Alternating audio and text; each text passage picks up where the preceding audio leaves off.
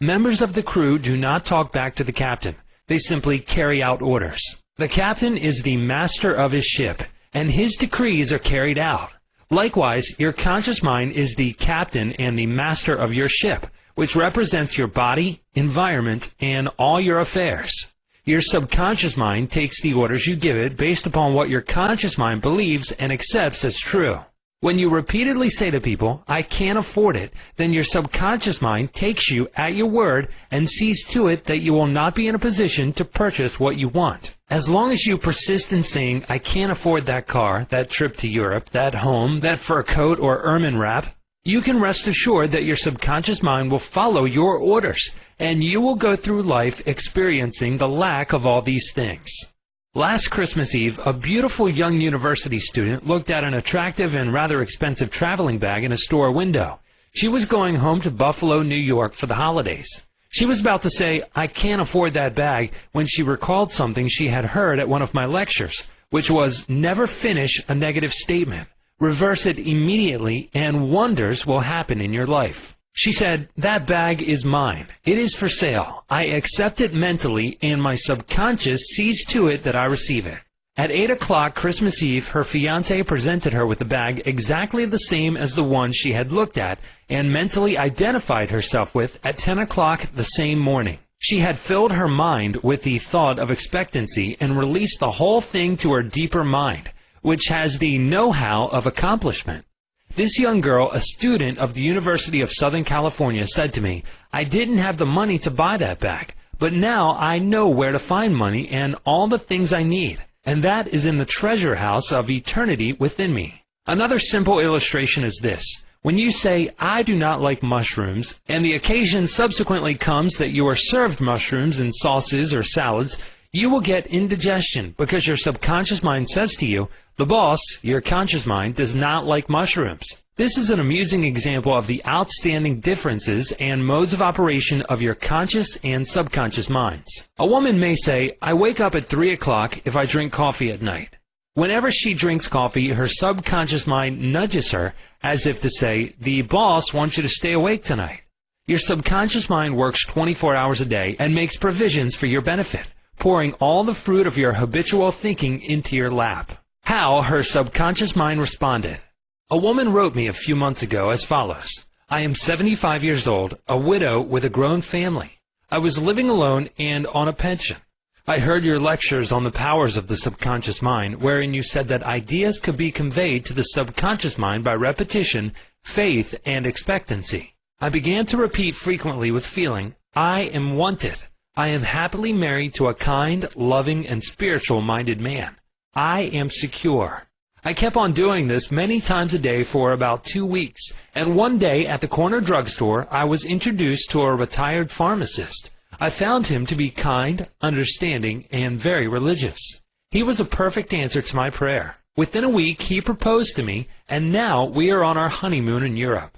I know that the intelligence within my subconscious mind brought both of us together in divine order." This woman discovered that the treasure house was within her. Her prayer was felt as true in her heart, and her affirmation sank down by osmosis into her subconscious mind, which is the creative medium. The moment she succeeded in bringing about a subjective embodiment, her subconscious mind brought about the answer through the law of attraction. Her deeper mind, full of wisdom and intelligence, brought both of them together in divine order. Be sure that you think on whatsoever things are true, whatsoever things are honest, whatsoever things are just, whatsoever things are pure, whatsoever things are lovely, whatsoever things are of good report, if there be any virtue, and if there be any praise, think on these things. Chapter 2. How your own mind works. You have a mind, and you should learn how to use it. There are 2 levels of your mind, the conscious or rational level, and the subconscious or irrational level. You think with your conscious mind, and whatever you habitually think sinks down into your subconscious mind, which creates according to the nature of your thoughts. Your subconscious mind is the seat of your emotions, and is the creative mind. If you think good, good will follow. If you think evil, evil will follow. This is the way your mind works. The main point to remember is once the subconscious mind accepts an idea, it begins to execute it. It is an interesting and subtle truth that the law of the subconscious mind works for good and bad ideas alike. This law, when applied in a negative way, is the cause of failure, frustration, and unhappiness. However, when your habitual thinking is harmonious and constructive, you experience perfect health, success, and prosperity. Peace of mind and a healthy body are inevitable when you begin to think and feel in the right way. Whatever you claim mentally and feel as true, your subconscious mind will accept and bring forth into your experience. The only thing necessary for you to do is to get your subconscious mind to accept your idea, and the law of your own subconscious mind will bring forth the health, peace, or the position you desire. You give the command or decree, and your subconscious will faithfully reproduce the idea impressed upon it. The law of your mind is this. You will get a reaction or response from your subconscious mind according to the nature of the thought or idea you hold in your conscious mind. Psychologists and psychiatrists point out that when thoughts are conveyed to your subconscious mind, impressions are made in the brain cells. As soon as your subconscious accepts any idea, it proceeds to put it into effect immediately.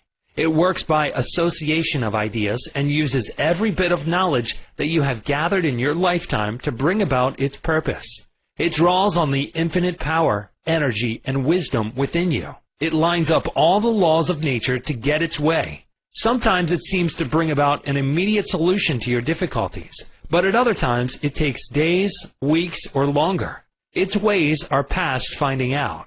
Conscious and subconscious terms differentiated. You must remember that these are not two minds. They are merely two spheres of activity within one mind. Your conscious mind is the reasoning mind. It is that phase of mind which chooses. For example, you choose your books, your home, and your partner in life. You make all your decisions with your conscious mind. On the other hand, without any conscious choice on your part, your heart is kept functioning automatically, and the process of digestion, circulation, and breathing are carried on by your subconscious mind through processes independent of your conscious control. Your subconscious mind accepts what is impressed upon it, or what you consciously believe. It does not reason things out like your conscious mind, and it does not argue with you controversially. Your subconscious mind is like the soil, which accepts any kind of seed, good or bad. Your thoughts are active and might be likened unto seeds. Negative, destructive thoughts continue to work negatively in your subconscious mind, and in due time will come forth into outer experience which corresponds with them.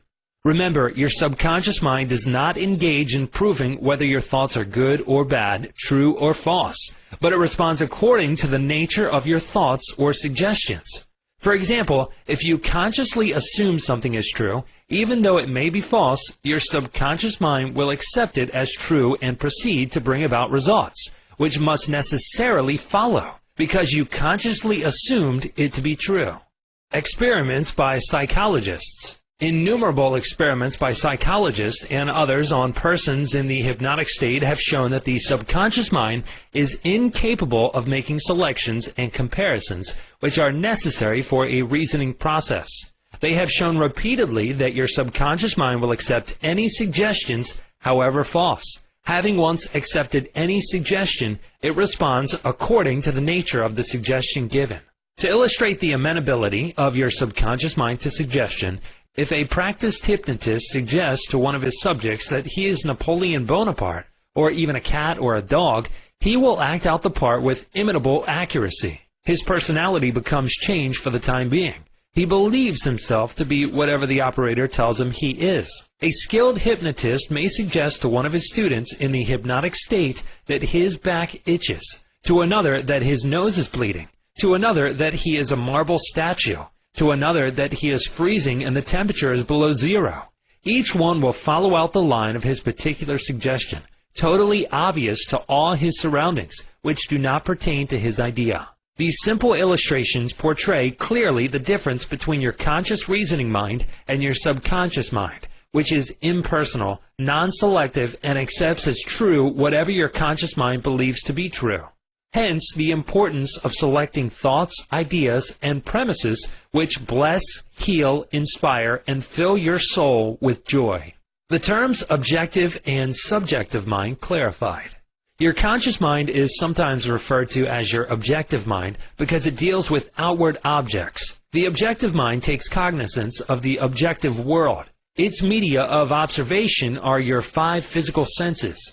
Your objective mind is your guide and director in your contact with your environment.